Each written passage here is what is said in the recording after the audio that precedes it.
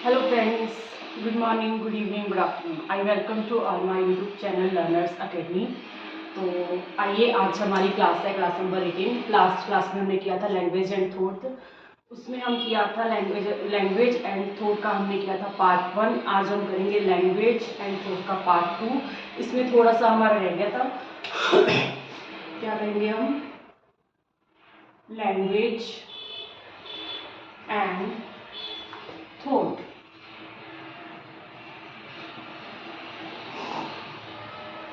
Last class में हमने बात की थी लैंग्वेज एंड थॉट में पार्ट 1 में कि अलग अलग साइकोलॉजिस्ट ने लैंग्वेज के बारे में क्या व्यूज है उनके, उसके बारे में बात की थी। जैसे वाइगोस्की ने लैंग्वेज के बारे में क्या कहा है, पियाजे ने, नोम चॉम्स्की ने क्या कहा है, स्किनर, इन सब के बारे में बात की थी। तो जिन्होंने वो क्लास नहीं देखी पहले पार्ट 1 देख लेना, देन पार्ट 2 देखना।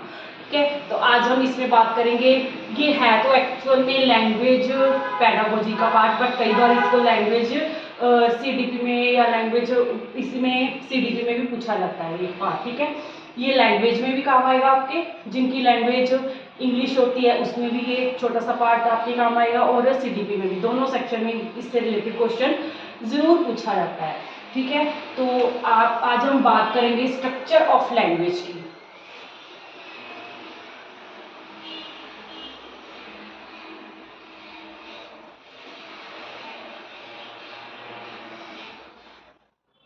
Today we will discuss about structure of language. Language का स्ट्रक्चर क्या लगता है, कैसे लैंग्वेज फॉर्म होती है।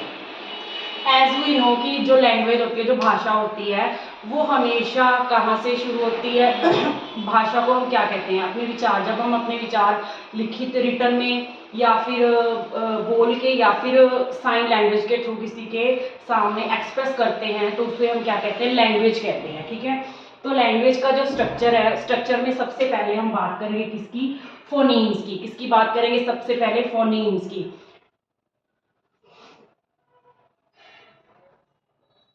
फोनीम्स, जिसे हिंदी में क्या कहते हैं, स्वनिम भी बोलते हैं। हिंदी में बोलते हैं स्वनिम।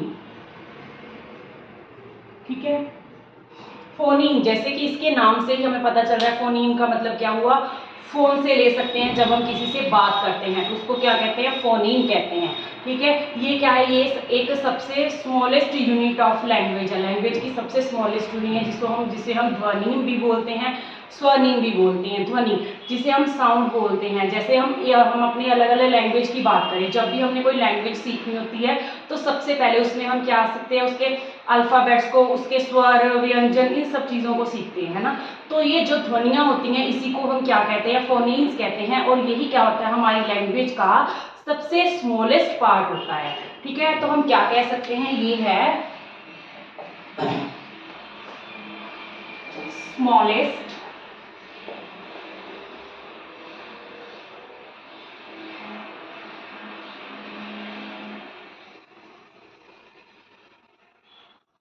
Smallest part of language.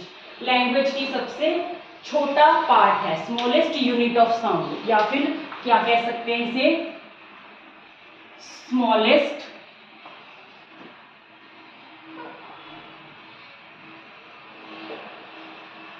Unit of sound. Sound मतलब ध्वनि, ध्वनि की सबसे छोटी यूनिट। जैसे हम कोई भी लैंग्वेज सीखते हैं, चाहे इंग्लिश ले लीजिए, चाहे हिंदी ले लीजिए, चाहे पंजाबी, चाहे बंगाली, कोई भी ले लीजिए, तो उसमें सबसे पहले जो सबसे छोटी यूनिट होती है साउंड की, उसे हम कहते हैं फोनीम्स।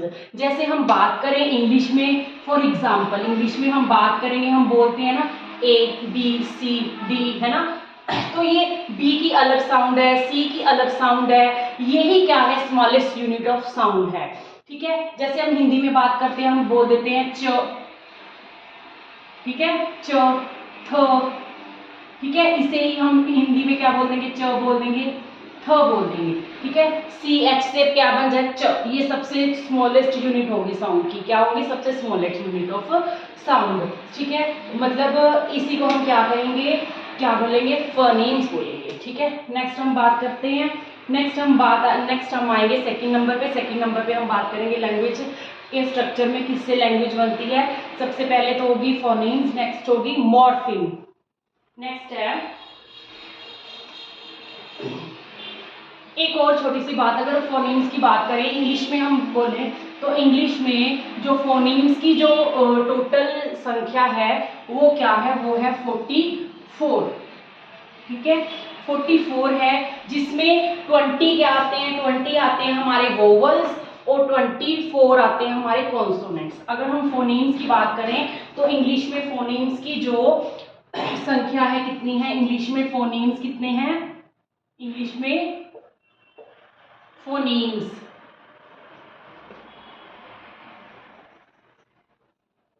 कितने हैं, 44, जिसमें कॉन्सोनेंट कितने हैं, कॉन्सोनेंट हमारे हैं 24, और वोवल्स की बात करें तो वोवल्स कितने हैं, 20। आजकल हमने देखा होगा, हम स्कूल्स में जाते हैं, पहले क्या होता था, पहले तो हमें जैसे सिखा देते थे हम बोल लेते थे, ठीक है, बट आज स्पेशली फोनीम्स फोनेटिक्स पे काम किया जाता है। किसी भी स्कूल में जाओ तो फोनेटिक्स में काम किया जाता है। जैसे मैं बात करूं, एग्जांपल दूं, हम पहले क्या बोलते थे, पोइम बोलते थे, ये वर्ड क्या है, पोइम, ठीक है, इसकी प्रोनाउंसिएशन अगर फोनिक्स पे काम किया जाता है, मतलब एक एक वर्ड की साउंड पे काम किया जाता है, तभी बच्चे को प्रोनाउंसिएशन सिखाई जाती है आजकल स्कूल्स में, ठीक है। फोनीम्स पहले हम क्या बोलते थे, हम इसको पोइम बोल देते थे सिंपल लैंग्वेज में, बट आज फोनिक, अगर हम इसकी फोनीम्स की बात करें, फोनिक्स की बात करें तो इस पे हम क्या बोलते हैं, इसको पोम प्रोनाउंसिएशन करते हैं, इसकी प्रोनाउंसिएशन क्या होगी, पोम होगी, पोम, ठीक है, मतलब पूरे फोनिक यूज किए जाते हैं। यही हमारा क्या है, स्मॉलेस्ट यूनिट ऑफ साउंड है, ठीक है।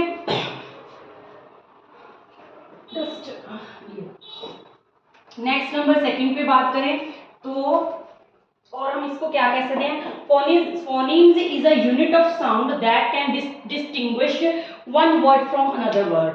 क्या करती है ये डिस्टिंग्विश करती है one word to another word,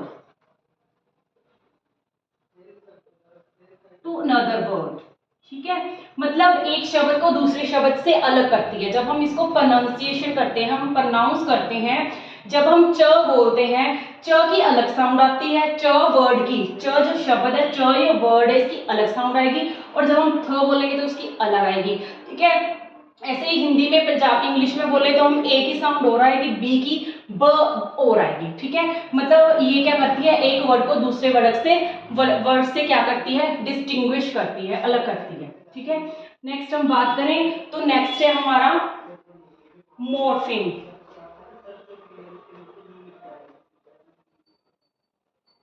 morpheme को हम हिंदी में क्या बोलेंगे, हिंदी में कहेंगे रूपिम, ठीक है। ये जो लैंग्वेज का जो पार्ट मैं करवा रही हूँ, लैंग्वेज एंड थॉट का जो टॉपिक मैं करवा रही हूँ, ये आपकी लैंग्वेज में भी काम आएगा। अगर आप हिंदी लैंग्वेज कर रहे हो तो उसमें भी काम आएगा, जैसे कि हिंदी और English language as it same होती है। मैं आपको हिंदी भी बता रही हूँ और इसकी इंग्लिश भी बता रही हूँ, तो ये आपको हिंदी में भी काम आएगा। जिन्होंने इंग्लिश लैंग्वेज 1 या 2 रखी होती है, हिंदी लैंग्वेज 1 या लैंग्वेज 2 रखी होती है, ये सारा पार्ट आपके अगर आप करोगे तो आपको उसमें भी बहुत ज़्यादा यूजफुल रहेगा। नेक्स्ट हम बात करें तो नेक्स्ट है हमारा मॉर्फिम। मॉर्फिम क्या है, morpheme is a smallest meaningful unit, is a smallest meaningful unit, ठीक है।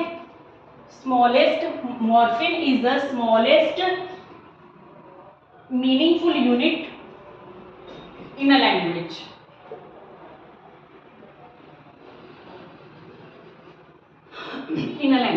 ठीक है। स्मॉलेस्ट यूनिट, ये हमारा डबल एस है, स्मॉलेस्ट, ठीक है।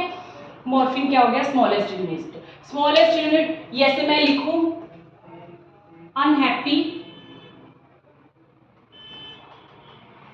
ठीक है, मतलब ये क्या हो गया, इसको हम बोलेंगे, मॉर्फिम को बोलेंगे रूपिम। ये हमारा लैंग्वेज का वो स्मॉलेस्ट यूनिट है, मतलब वो शब्द है जिसका आगे टुकड़े, जब तक हम टुकड़े करते जाएंगे, जब तक उसका मीनिंग निकलेगा, तभी वो वर्ड क्या मॉर्फिम कहलाएगा। जब उसका मीनिंग निकलना बंद हो जाएगा तो वो मॉर्फिम नहीं कहलाएगा, कहलाएगा। जैसे मैंने लिख दिया हैप्पी, हैप्पी में अगर मैं अन को कट कर दूं तो हैप्पी का क्या एक मीनिंग निकल जाएगा, तो ये क्या हो गया, मॉर्फिन हो गया, ठीक है। बट अगर मैं लिखूं वाटर, वाटर में से ए कट कर दूं या ई कट कर दूं, कोई भी वर्ड कट कर दूं, तो इसका कोई भी मीनिंग नहीं रहेगा। तो ये क्या, ये मॉर्फिन नहीं कहलाएगा ये वर्ड, ठीक है। वो शब्द जिसका आगे प्रॉपर मीनिंग निकले, कोई मीनिंग निकले, कोई चीज हमारे माइंड में आए, ठीक है। जैसे हम बोलते हैं कैट, जैसे ही हम लिखते हैं कैट, कैट वर्ड हो गया, कैट क्या हो गया, एक वर्ड हो गया। पहले हम बच्चे को क्या सिखाते हैं, साउंड सिखाते हैं ना अल्फाबेट्स की, ए बी सी डी, है ना, ऐसे ए से ए, बी से ब, ऐसे सिखाते हैं।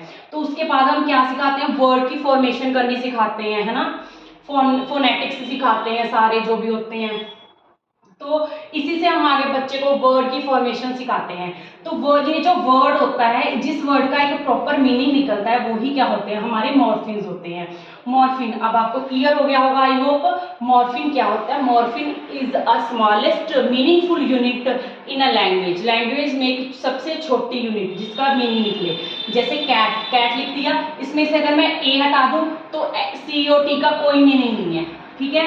वाटर हटा दूं तो मीनिंग नहीं है। अगर मैं अनहैप्पी में से इसके आगे टुकड़े कर दूं, अनहैप्पी का मीनिंग भी बनता है। अगर मैं इसमें से अन हटा दूं तो हैप्पी का भी मीनिंग बनता है। तो हैप्पी क्या हो गया, हमारा एक मॉर्फिन हो गया, बट अन का कोई मीनिंग ही नहीं निकलता, तो ये मॉर्फिन नहीं रहा, ठीक है। तो हैप्पी क्या हो गया, हमारा मॉर्फिन हो गया, बट अन क्या हो गया, मॉर्फिन नहीं हुआ। तो इससे आपको क्लियर हो गया होगा कि ये क्या है, smallest unit of meaningful word, word की किसी भी शब्द का जिसका कोई मीनिंग निकलता हो, दैट इज कॉल्ड मॉर्फिन, ठीक है। A smallest meaningful combination of sound, या फिर हम इसको और क्या बोल सकते हैं, smallest meaningful combination of a sounds, ठीक है। साउंड्स का मीनिंगफुल कॉम्बिनेशन, अब देखो क एट, ये क्या, सी की अलग साउंड होगी, ए की अलग होगी, टी की होगी अलग होगी, ठीक है। क्या बन गया, कैट, क एट कैट, कैट बन गया। तो क्या हो गया, ये अलग अलग साउंड, अलग अलग जो वो है मॉर्फिन है, उनके कॉम्बिनेशन से जब एक वर्ड बन जाता है तो मीनिंगफुल साउंड बन जाती है, तो वो क्या कहलाती है, मॉर्फिन कहलाती है। तो अगर सिंपल और सादे शब्दों में मैं आपको बताऊं तो हिंदी में हम कह सकते हैं वो शब्द जिसका एक मीनिंग, अर्थ निकलता हो, वो क्या होता है, मॉर्फिन होता है, रूप में होता है, ठीक है। नेक्स्ट मूव करते हैं, हमारे नेक्स्ट नंबर 3 पे आएगा। आई होप यहाँ तक आपको क्लियर हो गया होगा स्ट्रक्चर ऑफ लैंग्वेज। पहले किया हमने फोनिम्स, देन किया हमने मॉर्फिम्स, नेक्स्ट हम मूव करते हैं सिंटैक्स पे। नंबर 3 पे क्या आएगा, सिंटैक्स। सिंटैक्स का मतलब क्या हुआ, जैसे हम बोलते हैं वाक्य, वाक्य की रचना, सिंटैक्स मतलब वाक्य विन्यास, ठीक है, वाक्य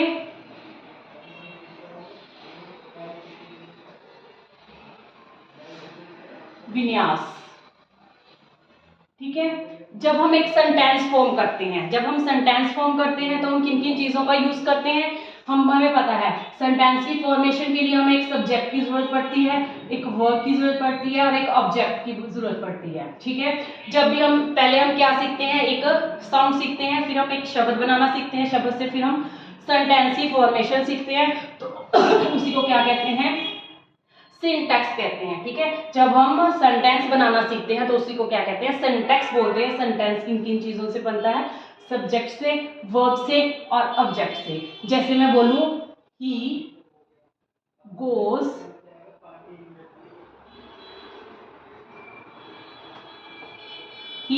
टू स्कूल, ठीक है। इसमें क्या हो गया, ही क्या हो गया हमारा सब्जेक्ट, गोज क्या हो गया वर्ब, और टू स्कूल क्या हो गया हमारा ऑब्जेक्ट। मतलब जब तक इन तीनों में से कोई एक चीज सेंटेंस में प्रॉपर नहीं होगी तो वो सेंटेंस नहीं कहलाएगा।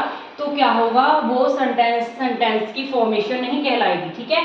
मतलब अगर मैं लिखूं टू गोज ही स्कूल, तो ये क्या होगा, एक सेंटेंस नहीं बनेगा, सिंटैक्स नहीं बनेगा। किसी भी सिंटैक्स को वाक्य को बनाने के लिए ये तीन, उस वाक्य में ये तीन चीजें होनी बहुत जरूरी हैं। क्या क्या है? Subject, verb plus object. ठीक है, अब हम इसको अगर उसमें लिखें, एक सिंपल लैंग्वेज में लिखें तो हम बोल सकते हैं the system of rules for the structure of a sentence is in a language. ठीक है, लैंग्वेज में किसी भी सेंटेंस को फॉर्म करने के लिए जब हम कुछ रूल्स को फॉलो करते हैं, दैट इज कॉल्ड सिंटैक्स। ठीक है, आई होप आपको सिंटैक्स का समझ आ गया होगा। नेक्स्ट मूव करते हैं। नेक्स्ट है हमारा सेमेटिक्स। नंबर 4 पे क्या आएगा?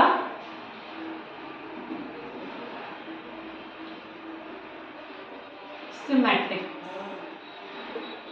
सेमेटिक्स को हिंदी में क्या बोलेंगे? हिंदी में बोलेंगे अर्थ विज्ञान।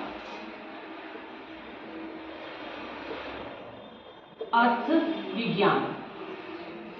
ठीक है, जब हम एक सेंटेंस तो बना लेते हैं बट उसका एक अर्थ निकलना चाहिए। ठीक है, जैसे मैं एग्जांपल के लिए पहले मैं बता देती हूँ।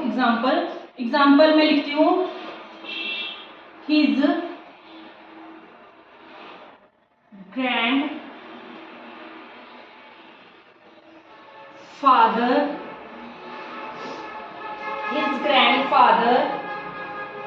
expired।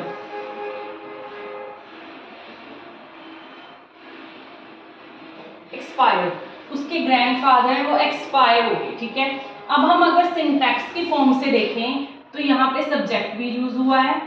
ठीक है, हिज ग्रैंडफादर एक्सपायर्ड। ठीक है, और वर्ब भी यूज हुआ है, ऑब्जेक्ट भी यूज हुआ है, सब कुछ यूज हुआ है। सब्जेक्ट भी है, वर्ब भी है और ऑब्जेक्ट भी है, सब कुछ है इस सेंटेंस में। हिज ग्रैंडफादर एक्सपायर्ड, उसके ग्रैंडफादर हैं जो एक्सपायर हो गए हैं। ठीक है, हो गए हैं।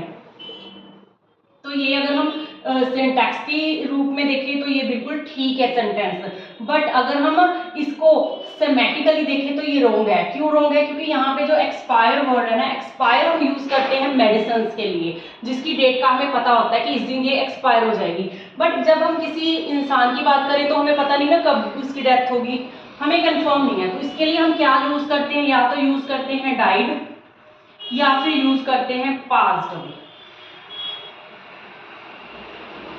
ठीक है, ये पास्ड अवे और डाइड जब हम वर्ड यूज करते हैं, मतलब ये इसके लिए प्रॉपर ये वर्ड बनाए, ये वर्ड नहीं बनाई सेंटेंस के लिए। हिज ग्रैंडफादर डाइड या बोलेंगे हिज ग्रैंडफादर एक्सपायर, तो वो क्या हो गया? वो सिमेट्रिकली बिल्कुल ठीक होगा सेंटेंस।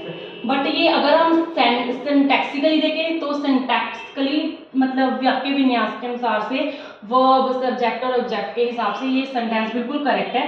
बट अगर हम सिमेट्रिकली देखें तो सिमेट्रिकली ये रॉन्ग है, क्योंकि एक्सपायर भी यूज होता जब किसी की डेथ हो जाती है, तो एक्सपायर की जगह क्या यूज होता है? डाई यूज होता है या फिर होता है पास अवे यूज होता है। ठीक है, नेक्स्ट एक और एग्जांपल दे देती हूँ मैं आपको इसी के रिगार्डिंग। जैसे मैडम ड्राइव्स अ बाईसाइकिल। ठीक है, मैडम, नेक्स्ट मैडम ड्राइव्स अ बाईसाइकिल। ठीक है, मैडम क्या है? बाईसाइकिल ड्राइव कर रही है। ठीक है, जबकि हमें पता है जो बाईसाइकिल है वो ड्राइव नहीं की जाती, जब बाईसाइकिल है क्या की जाती है? राइड की जाती है। ठीक है, तो सिंटैक्सिकली देखें तो ये वर्ड ठीक है, क्योंकि सब्जेक्ट भी है, ऑब्जेक्ट भी है और वर्ब भी है। ठीक है, तीनों चीजें हैं, सब्जेक्ट भी है, ऑब्जेक्ट भी है और वर्ब भी है। बट अगर हम ये देखें सिमेट्रिकली देखें तो सिमेट्रिकली अर्थ विज्ञान के हिसाब से ये ठीक नहीं है। ड्राइव्स नहीं होता, ड्राइव्स हम यूज करते हैं जब हम किसी चीज के बीच में बैठ के उसको चलाते हैं तो हम यूज करते हैं ड्राइव। बट जब हम किसी चीज के ऊपर बैठ के उसको चलाते हैं तो हम उसको बोलते हैं राइड। तो इसके लिए सही वर्ड क्या यूज होगा? राइड सही वर्ड यूज होगा, ड्राइव वर्ड यूज नहीं होगा। That is the difference between syntax और सेमेटिक्स। ठीक है, यही है डिफरेंस इन दोनों के बीच में। आई होप आपको क्लियर हो गया होगा। ठीक है, तो नेक्स्ट मूव करते हैं। सेमेटिक के बाद आता है प्रैग्मेटिक्स। ठीक है, प्रैग्मेटिक्स।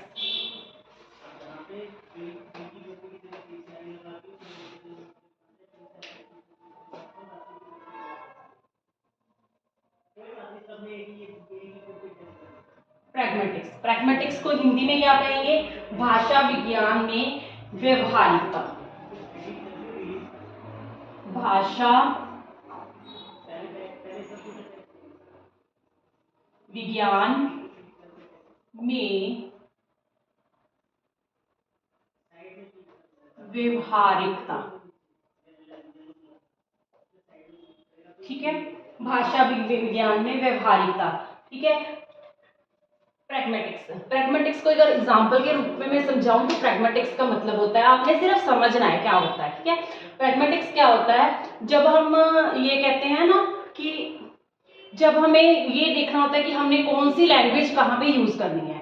सपोज जब हम घर पे होते हैं तो हमारी लैंग्वेज कुछ और होती है, जब हम ऑफिस में होते हैं अपने कुलीग्स के साथ होते हैं तो हमारी लैंग्वेज डिफरेंट होती है, और जब हम अपने स्कूल में प्रिंसिपल के सामने होते हैं तो हमारी लैंग्वेज डिफरेंट होती है। That is called pragmatics. जैसे कि जब हम किसी खुशी के अवसर पे जाते हैं तो हम खुशी वाली बातें करते हैं, डांस करते हैं, किसी का बर्थडे पार्टी पे जाएंगे तो हमारी लैंग्वेज अलग होगी, ठीक है। तो वो क्या होगा, भाषा विज्ञान में व्यवहारिकता, ठीक है, ये कहा जाएगा प्रैग्मेटिक्स। बट जब किसी की डेथ हो जाती है तब हम उसकी डेथ के लिए जाते हैं तो हम वहां पे अफसोस करते हैं उसकी डेथ का, तब हमारी भाषा कैसी होगी, अफसोस वाली होगी। हम उस पर मतलब अपनी फीलिंग, हमारी फीलिंग उस टाइम क्या होगी, सैड किस्म की होंगी, ठीक है। तो हम वहाँ पे उसको उस पे जाके हम खुशी वाली बात नहीं कर सकते कोई, हम वहाँ पे जाके डांस नहीं कर सकते, वहाँ पे जाके क्या करेंगे, हम अफसोस करेंगे, ठीक है। तो जब हम किसी बर्थडे पार्टी में जाएंगे, किसी मैरिज में जाएंगे तो हम डांस करेंगे, तो हमारी जो फीलिंग्स है, हमारी भाषा है, हमारा प्रैग्मेटिक्स है,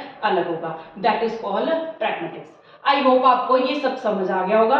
ये जो लैंग्वेज का ये वाला पार्ट है, पार्ट 2, ये आपका चाहे पार्ट 1 था चाहे पार्ट 2 है, दोनों पार्ट आपके लैंग्वेज में भी काम आएंगे, लैंग्वेज इंग्लिश में भी काम आएगा, लैंग्वेज हिंदी में भी काम आएगा, और इसमें तो आएगा ही आएगा, ठीक है। आई होप आपको क्लास अच्छे से समझ आ गई हो। अगर आपको मेरी वीडियो अच्छी लगी हो तो मेरे चैनल को सब्सक्राइब, लाइक, शेयर और कमेंट जरूर कर दीजिएगा नीचे। तो मिलेंगे नेक्स्ट वीडियो में, तब तक के लिए बाय बाय।